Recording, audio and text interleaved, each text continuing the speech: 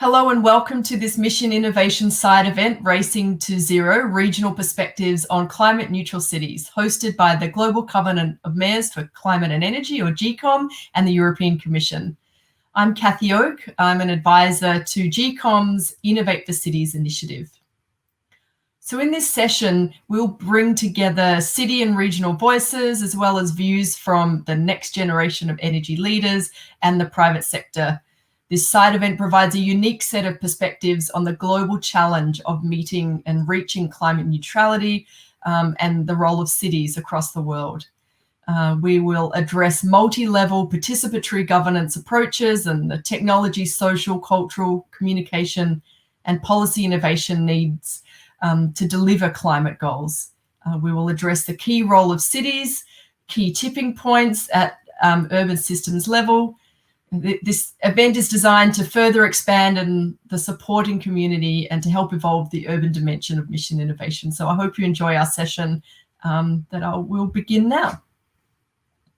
Okay, now we're going to talk about the importance of cities in achieving climate neutrality and why they're crucial.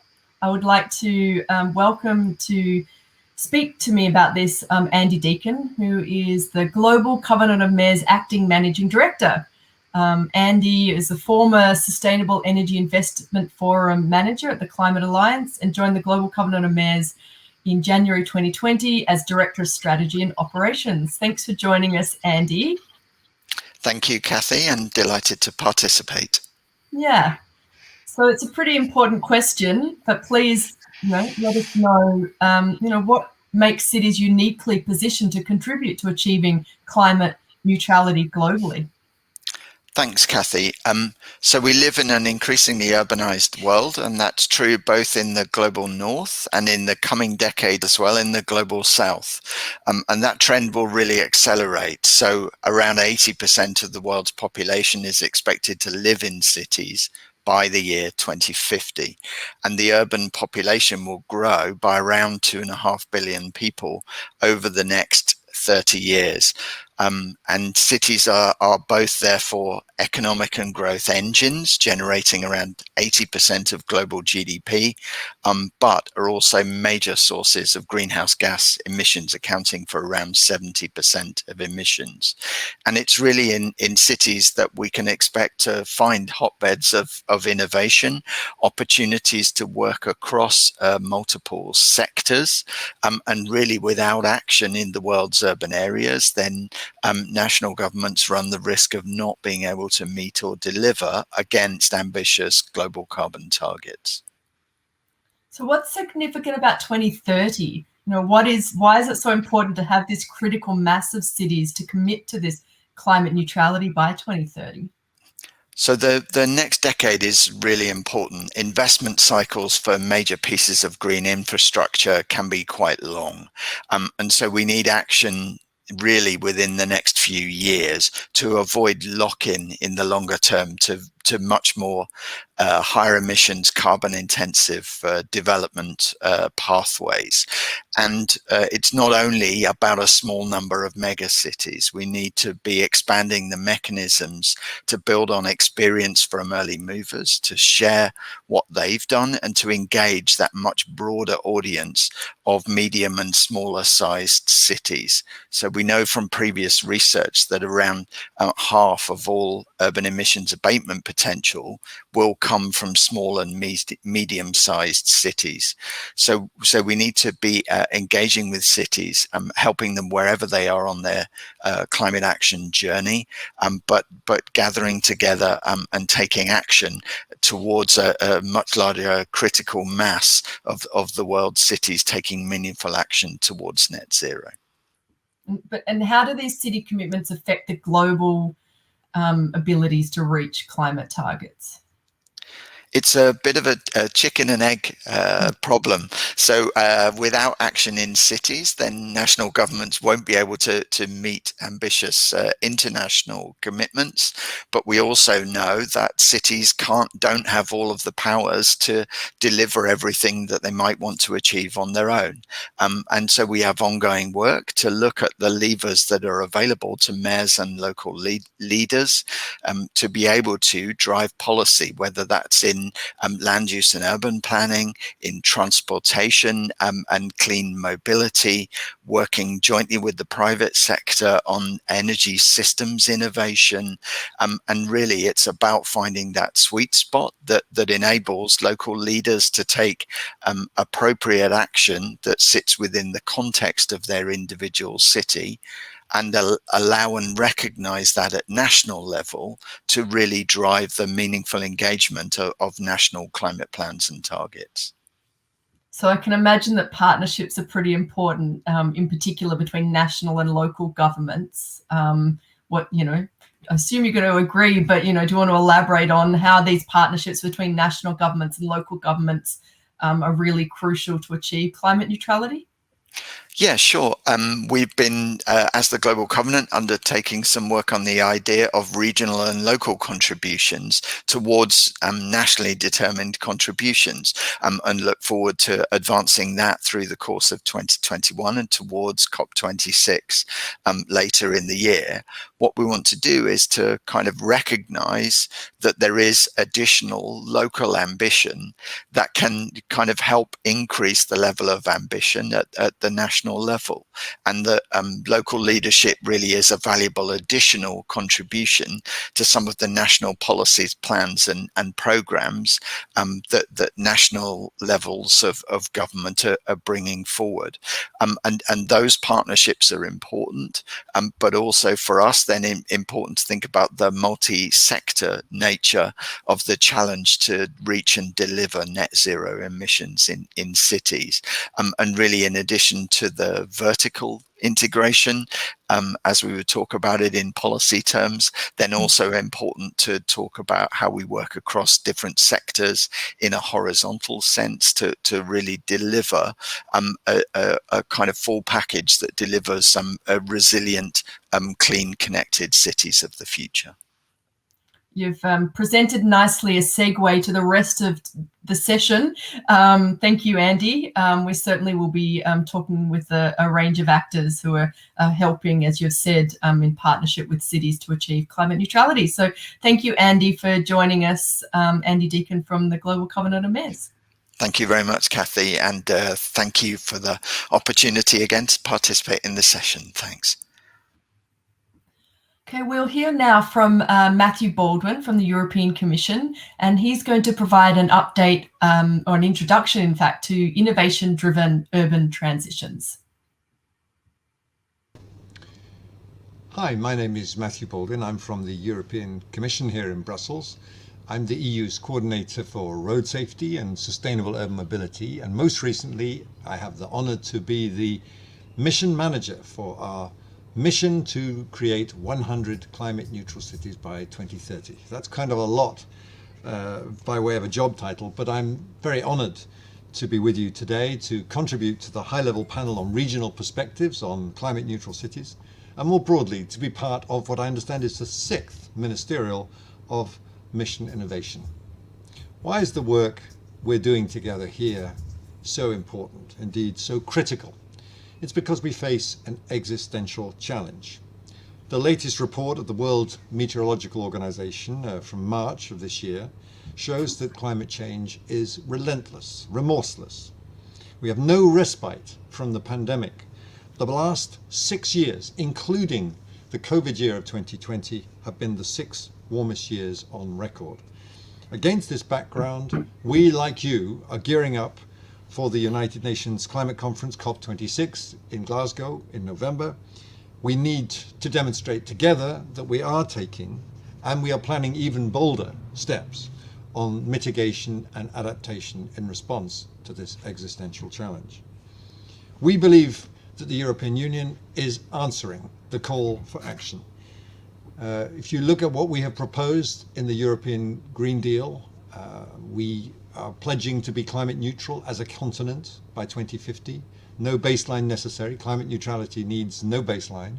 We will be planning to reduce our emissions by at least 55% by 2030. We have developed a new EU climate law to put these formally, legally, into effect.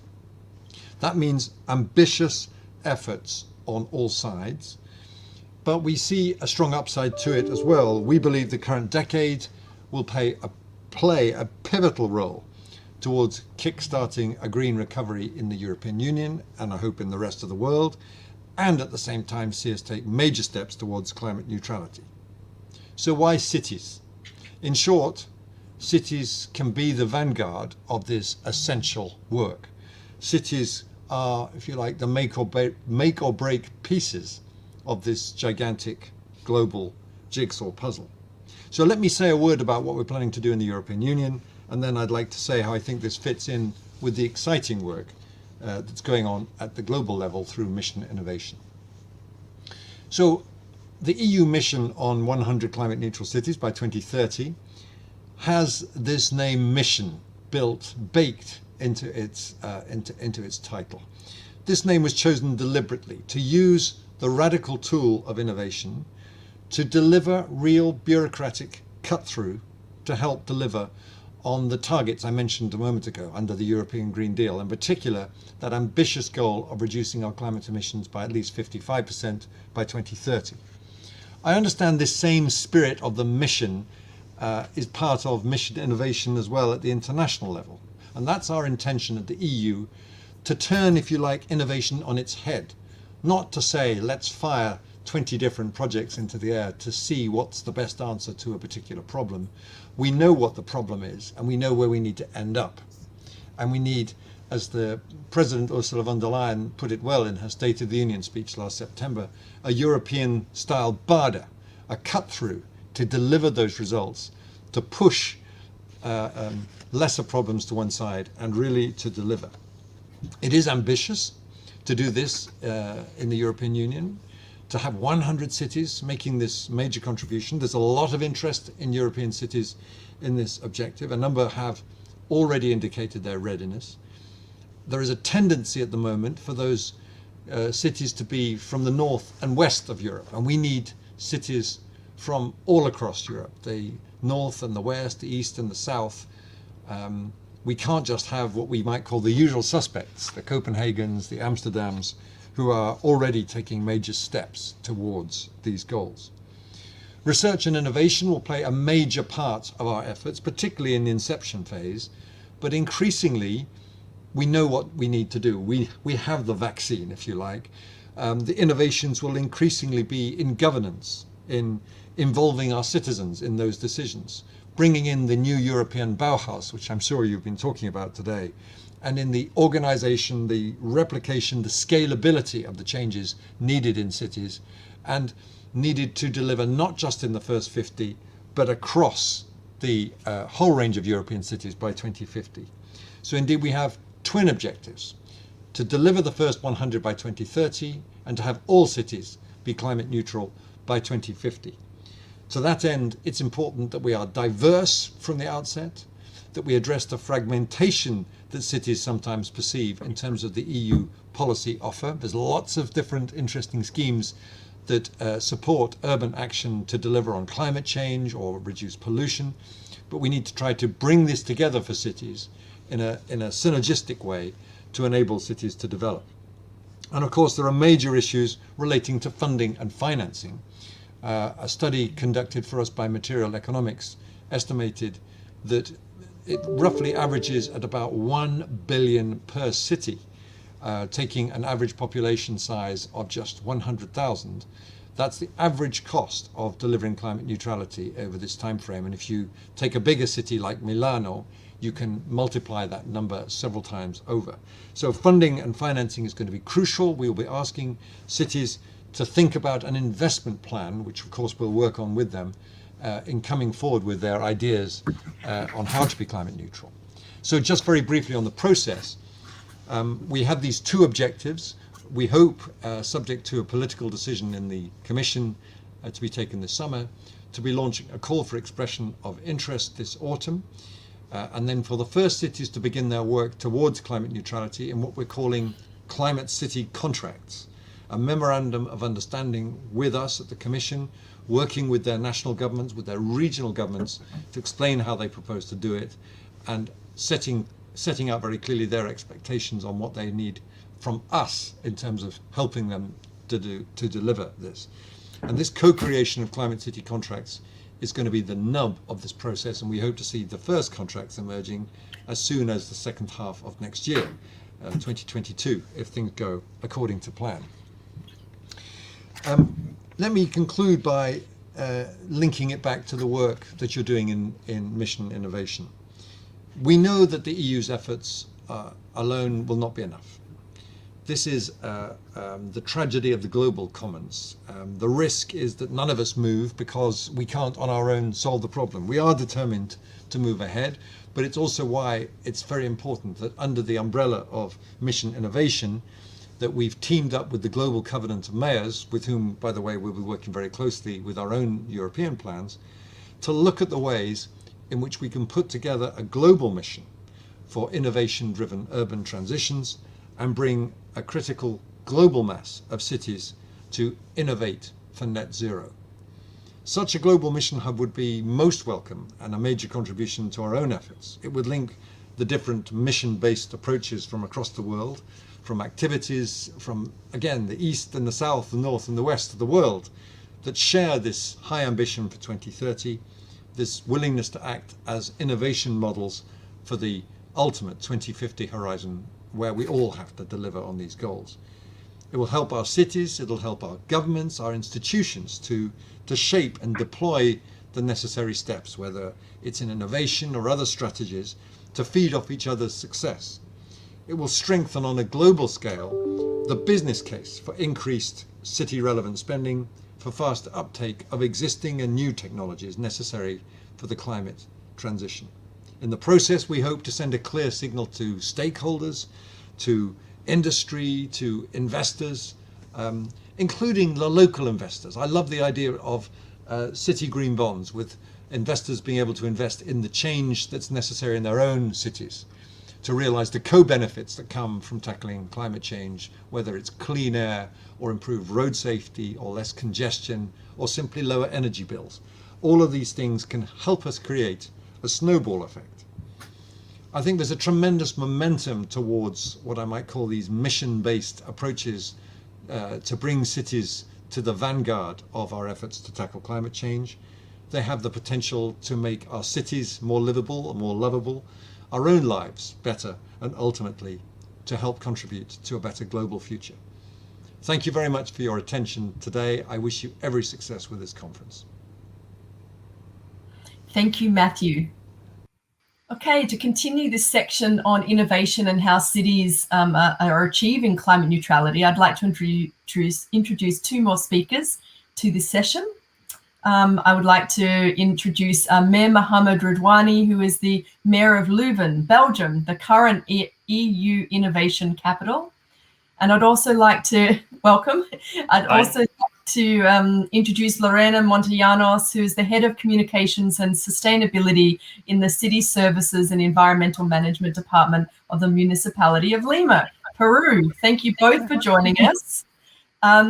So I have a series of questions in this short section, and I will ask the question, and please, I will go to Mayor Redouani first, and then Lorena, you answer, and we'll just go from one question to the other, just to hear your experiences from your cities about innovation and an acceleration towards energy transition in your cities. So let's start with the first question about what types of innovation, technology, social, cultural, communication, policy, what types of innovation are needed for cities to better position themselves to achieve global climate goals? Well, today we live challenging but very interesting times, in my opinion. We're faced with challenges about climate change, about increasing poverty, inequality, diseases, all kinds of societal problems we need to solve. At the same time, you see that a new kind of strength of power arises very locally in our cities.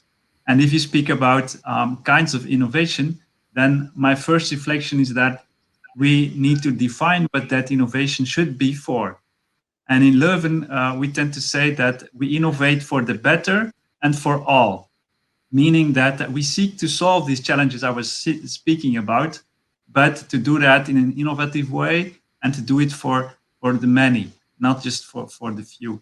And this is how in the last years we have developed new governance models based on radical participation, where everyone is involved, with strong collaboration with our knowledge institutions, with our NGOs, with citizens, companies. So we collaborate mission-driven in shared decision models, so to achieve goals, to have a climate neutral city, have a more equal city, etc. And Lorena? Yes, so yeah, so I think it's really important to take into account the context that we're going to today, that more than ever, the making be really important. We need to have data, we need to have in order to build and work relations to achieve goals and to raise ambition. And still you can know to technology, smart technology that help look. I think that we are having a few technical issues with Lima. So while hopefully our technical experts can help Lorena, Mayor Redwana, we might continue with the conversation about cities accelerating this transition to a global, this global energy transition. What are the key enablers that could help drive this implementation? You've already spoken about partnerships, but maybe you could explore that a bit further. Well, there are a couple of things. First of all, you need leadership in many ways. The good kind of leadership that I describe as being empathic leadership, people that have a vision, that are willing to share that, are collaborative in their DNA. And when you bring that together with shared dreams, like a couple of years ago, we've had many people in Leuven. We wanted Leuven to be greener, to become climate neutral. Well, we established a brand new governance model organization where everyone put its energy in it. My city council, I convinced them to give away powers about climate policy to that organization, which is called Leuven 2030. And since then, amazing things have happened. We've changed our mobility totally, pushing out the cars out of the city, making the air cleaner. Public spaces have become greener, comfortable. We invested heavily in greening of our city, insulating our buildings, etc. And the CO2 emissions go down while the city is growing. So you see that you can really mobilize people, mobilize leadership behind a common goal, and that is what we try to achieve. Oh, it's really, really interesting. We've unfortunately lost Lorena, and hopefully she can join us later on in our session to hear about what's happening in Lima. But maybe if you just really quickly close with what is the one thing, the one reason why cities are really important for accelerating this energy transition? I was so happy when the European Commission named us European Capital of Innovation.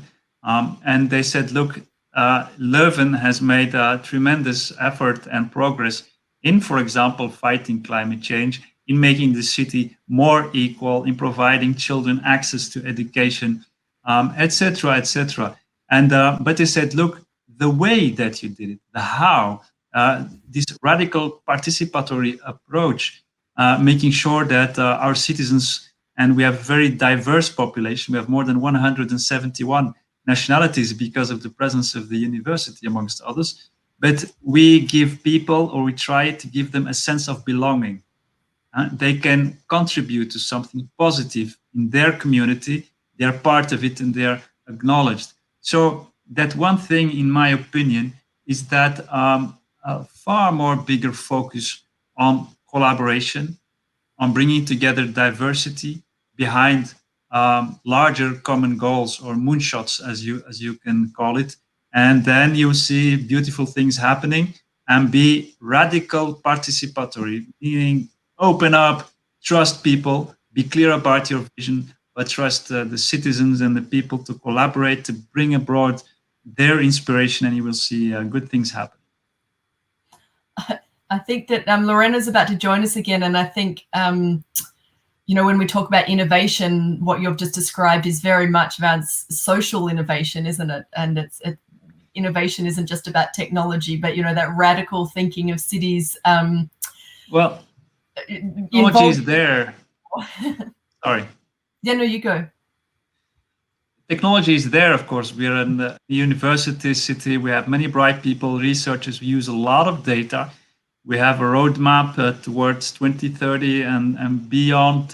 We measure all kinds of things. We measured, but for me, that's not the main goal. This is just supporting actually the change that we want. So it's indeed about technological innovation as well. But it's also about social innovation, ecological innovation. So for me, it's far more broader than purely innovating in technology. Thank you so much. Now, Lorena, it's great to have you back. And we were just talking about the key enablers to drive implementation in cities and the role of innovation. So yeah, please tell us your story and some examples that you have. Yes, so lately in Lima, we are really working with smart technologies to actually have access to data. And this is something really important for us because as a city, we cannot make better policies or actually sustainable policies if we don't have a backup of data and science as information backgrounds, not only for this decision making, but also to work with civil society, with the academy, with private sector, and with the national government and other partners in order to actually build solutions for our cities in terms of the climate crisis that we're facing now lately. So this context actually calls us to invest more in this generation of data and also work especially with the smart technologies that can be affordable for cities in order to work on this information. And with that, actually work a lot in matters of education and communications and working in a technical group with an informed society that can help us to achieve our goals. No, I think that's great. Well, we've unfortunately come to the end of this session that we're recording here on innovation, but maybe Lorena, you can have the final word as you've just rejoined us about the, the importance of cities in this acceleration and scaling up towards a global energy transition. Yeah, so the city has an important role in this matter. I mean, we are the producers or responsible of 70% of the worldwide emissions in the city in terms of on this matter. So more than ever, we need to work in cooperation with different partners and more than ever see what other cities are doing and what is working for them, and trying to these good practices to bring us to our reality, changes a little bit to our context, and from that trying to innovate in new solutions that at the end improve the quality of people. And the context of the climate crisis calls us to actually be more connected to science, to be more informed about not only what's happening today, but also what is the expectations and what will happen if we take action and which kind of action. So more than ever, innovation, good practices, joint work with partners will help cities to actually have more ambitious goals in terms of the energy transition and the reduction of emissions and the build of resilience for everybody. Great. Well, thank you so much for joining us and joining us for this side event. Thank you so much. Thank you. Good luck. Bye-bye. Okay, so in this section, we're going to talk about what cities need to achieve climate neutrality, and in particular, the role of research and innovation. The next two speakers that will join me, firstly is Paris Hadfield, who's a postdoctoral research fellow in urban sustainability in the Connected Cities Lab at the University of Melbourne. Okay, first we'll go to Paris. So Paris, if you can join me to talk about your research. Hi, Paris. It'd be really great if you could provide us a brief background to the research that you've been undertaking for the Research and Innovation Technical Working Group of GCOM. Thanks, Kathy. So we understand that research and innovation drive social and technical systems change through the application of new ideas, knowledge, products, processes, and policies. City authorities are recognised for setting ambitious climate goals and experimenting with new and innovative systems, technologies, and governance arrangements in response to climate problems.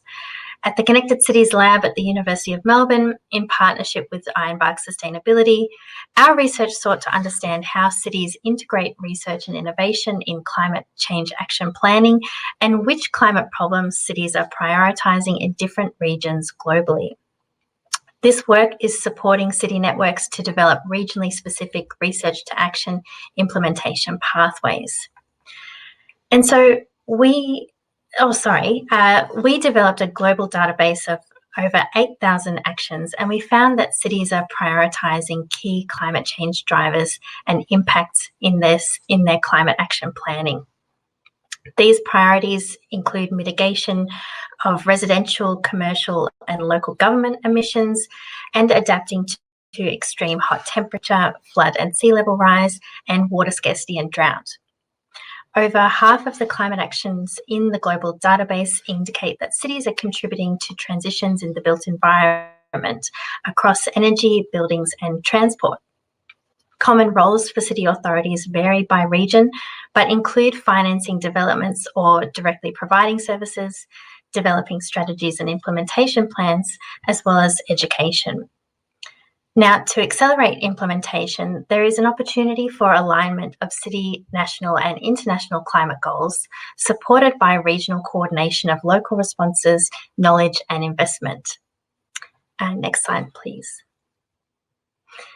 A second key insight is that almost 20% of city climate actions in our database involve research to understand climate problems and potential solutions, including feasibility studies and pilot testing.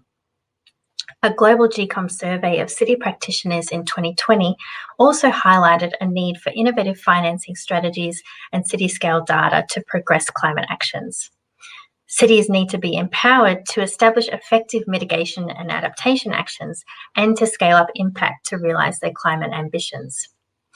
National enabling environments can include public and private investment in research and development, stronger regulation, and willingness to fund and collaborate with cities.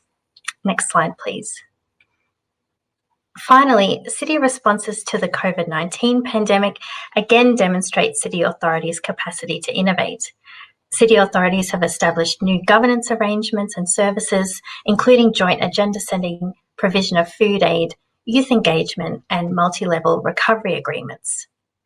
Cities and city networks have facilitated knowledge sharing and data gathering, including virtual forums and local COVID-19 monitors. Cities have also developed new infrastructures and technologies, including well-recognised interventions to expand cycling and green infrastructure, provision of shelter, and digitisation. And cities have pursued economic recovery through job creation in infrastructure projects and other public funding for cultural and environmental initiatives. In sum, the pandemic creates a renewed imperative for climate action to address public health and other social concerns. And in this context, cities can play an important role in defining local social and environmental needs and priorities in the transition to zero carbon economies.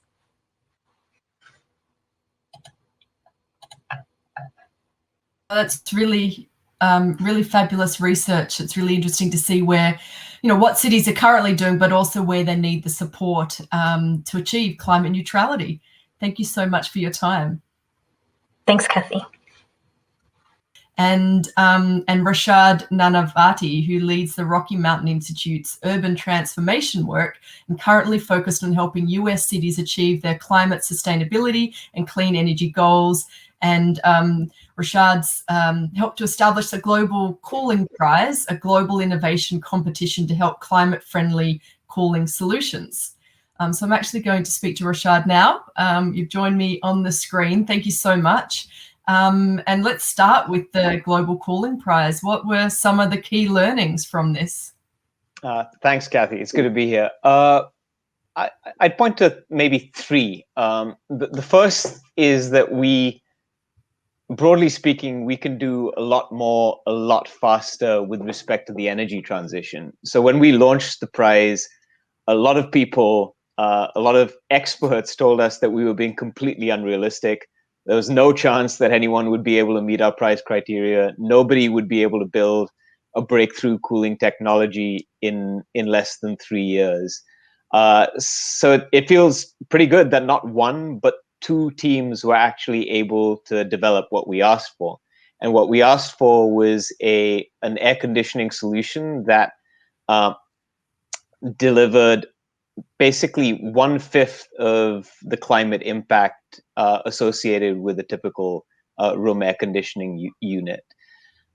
So a real lesson about sort of a combination of audacity and ambition.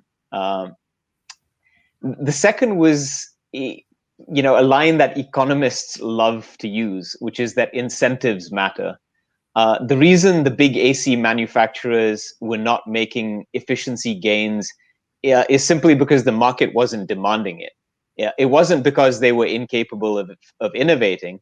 And so the prize in many ways just served as a really, really strong demand signal, a call to action for the AC industry to step up its game and deliver a climate-friendly cooling solution.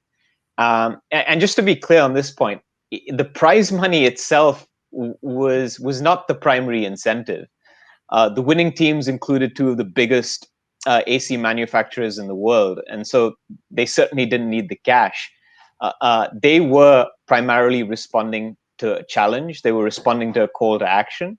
And it's fun to work on a moonshot. It's fun to do stuff that people think that you can't do. And finally, the third learning for us was really on the power of partnerships, both in terms of how the prize was organized and also in terms of the teams that did really, really well. So the prize only worked because it was backed by a really broad coalition: governments, nonprofits, academia, philanthropy, industry associations, mission innovation included. If it had just been RMI, it would have been ignored. And it became a lot harder to ignore when a really diverse group of actors from all across the world were essentially calling for the same thing. And likewise, the teams that did the best were the ones that were able to form effective multidisciplinary partnerships between AC manufacturers, universities, labs, software companies, architects and designers, advanced materials firms. And innovation often happens when you break down those silos between disciplines. And putting together this breakthrough technology was sort of like assembling a puzzle. No one actor had all of the pieces, so they actually had to actively go out and look for others, find others to fill in the gaps.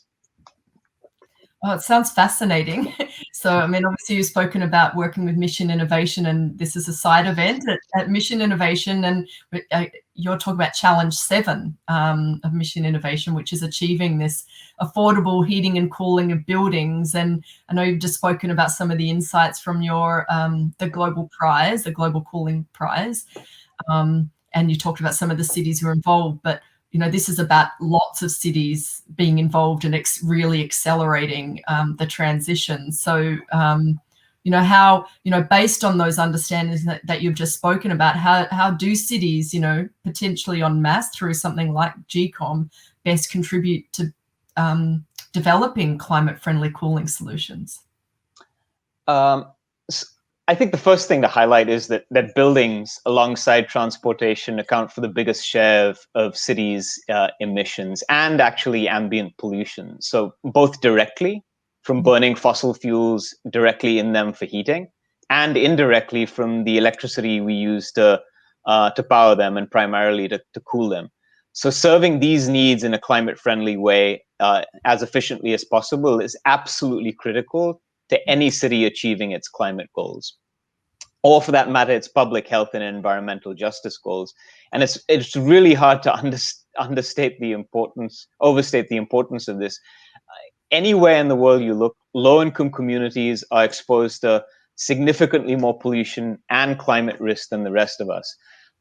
In the US right now, much of that pollution is actually not from cars and power plants, but from our own homes. So indoor air quality is often worse than outdoor air quality in many jurisdictions.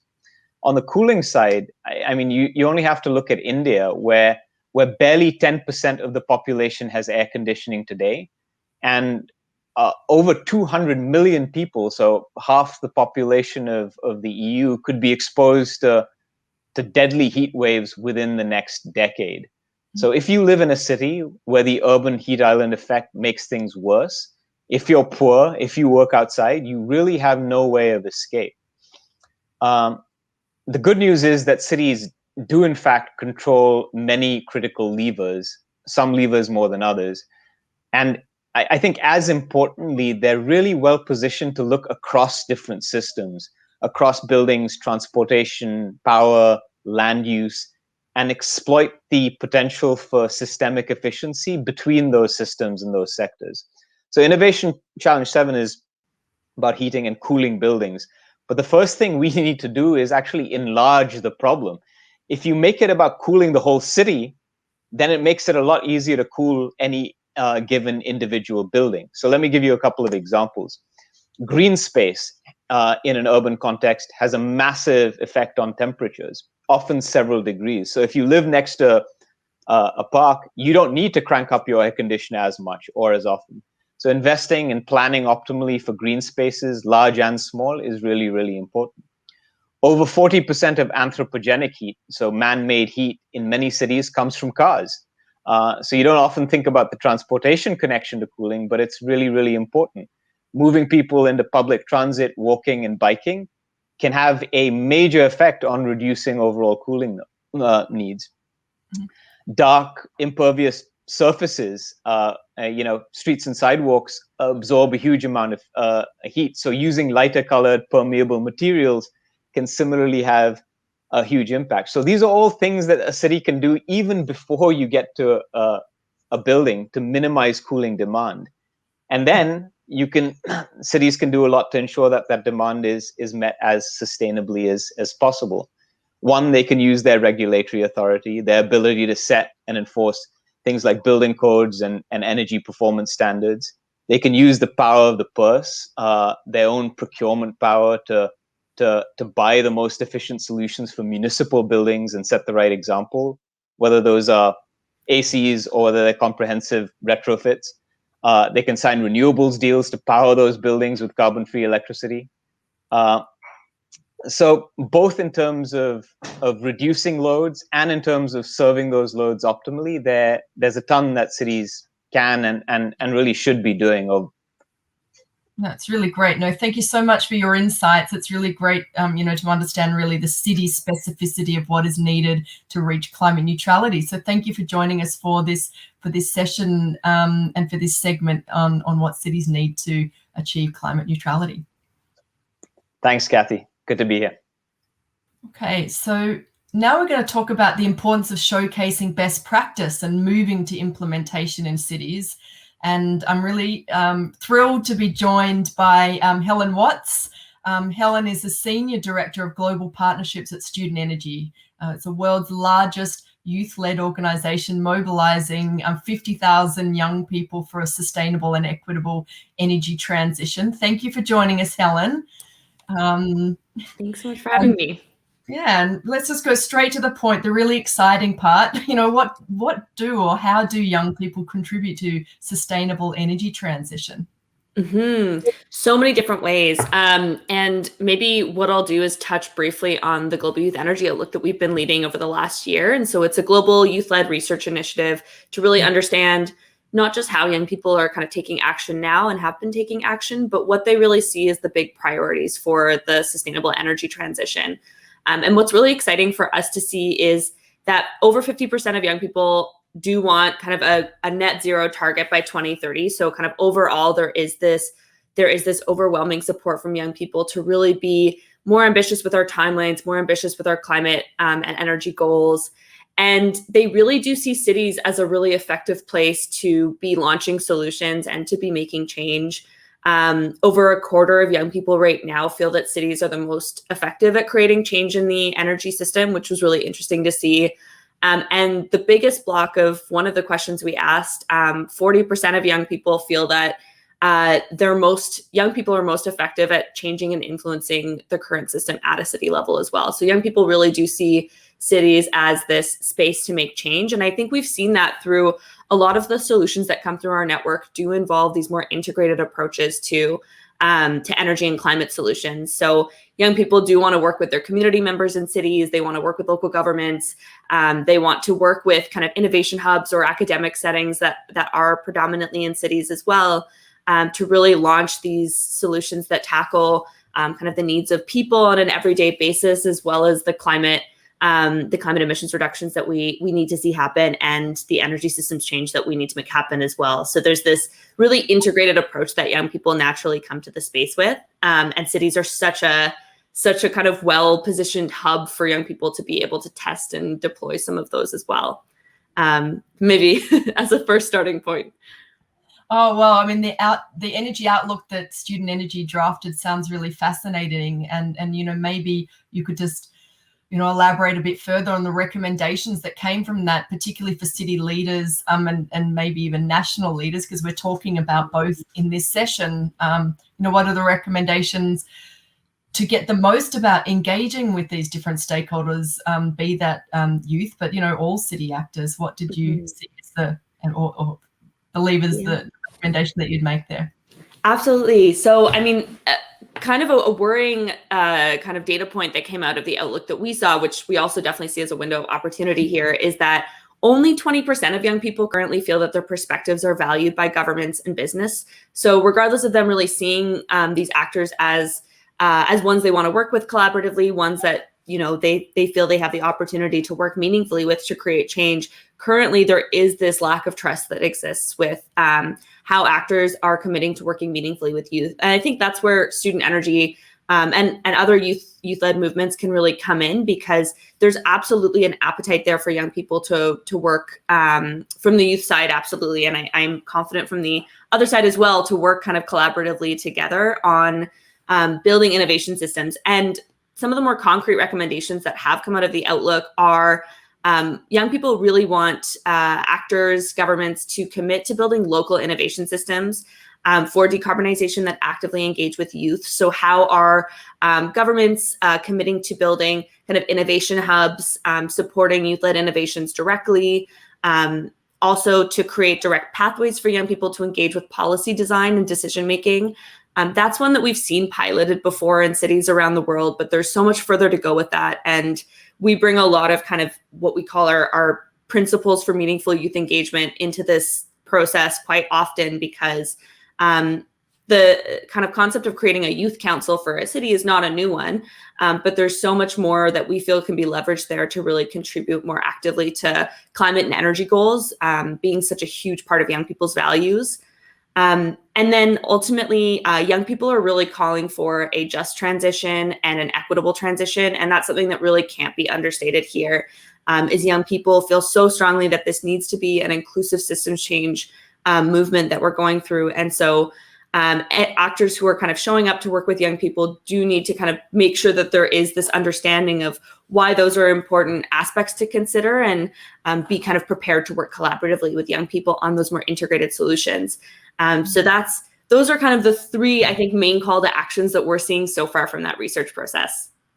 Oh, it's really exciting. And I mean, what you're talking about is showcasing best practice and the really, the importance of showcasing, but you're also talking about really, unique best practice. So, and that is working with other levels of society and working from the bottom up. So maybe in closing out this session of the importance of showcasing for implementation around climate neutrality, why is it so important to showcase best practice, and indeed, what is best practice? Yeah, I mean, best practice is, I think, serves so many important purposes right now. Signal setting right now is so important to really de-risk the idea of implementing new and integrated solutions, and to get actors really excited about their potential. So the more that we showcase kind of what's happening, and they don't need to be perfect solutions, but to really show that, you know, there are commitments from actors right now to get these solutions on the ground, is a great way to just build appetite and to enable actors to really see these as viable solutions that they can implement now. And so that's a really important piece. I think another really exciting area of the potential of showcasing more best case practices is how citizen level and community support can really enable change. And as you get citizen level support and communities engaged in showcasing these best case practices and understanding what the options are, kind of the tools in the toolbox, so to speak, you can get a massive amount of public support for working with their governments on advocating for and implementing new solutions. So I think really activating that citizen level advocacy is a really big piece here, because they can showcase best practices, they can work on them actively, work kind of with their leaders, their elected officials, to kind of build up pathways for how cities could adopt entire new solutions that others are, or kind of new innovative approaches to those solutions that just fit better with their environment. And I think ultimately we need to see best case practices right now, or best practices right now, as a starting point to adapt and innovate and evolve, because if there's anything we've learned from working in the climate and energy space, there is no silver bullet or one size fits all approach to this. So we really need to see those as a starting point to get people excited, to get people aware that there are tools in the toolbox, and to feel like they can kind of build on and adapt those to make them fit with the needs of their environments. Oh, no, yeah, absolutely. I could talk to you forever. The importance is that you're mobilizing, you know, it's the future generation, not only of the citizens and residents of our cities, but it's the future workforce. And so many cities, including the one I'm speaking from, Melbourne, you know, we're a very young city. It's and students make up a lot of that element, and so it's really important to engage on a range of levels, and you've articulated that very well in closing out this session. So thank you so much, Helen, for joining us, and congratulations to Student Energy for all of the work that you do. Amazing. Thanks so much, Kathy. Thank you for having me on the session. Yep, thank you. Well, we've come to the end of our session. Thank you for joining us. This Mission Innovation Side event, Racing to Zero, Regional Perspectives on Climate Neutral Cities. Thank you to all of our speakers who've brought their city and regional voices. We've heard views, as you've just heard, from our next generation of energy leaders as well.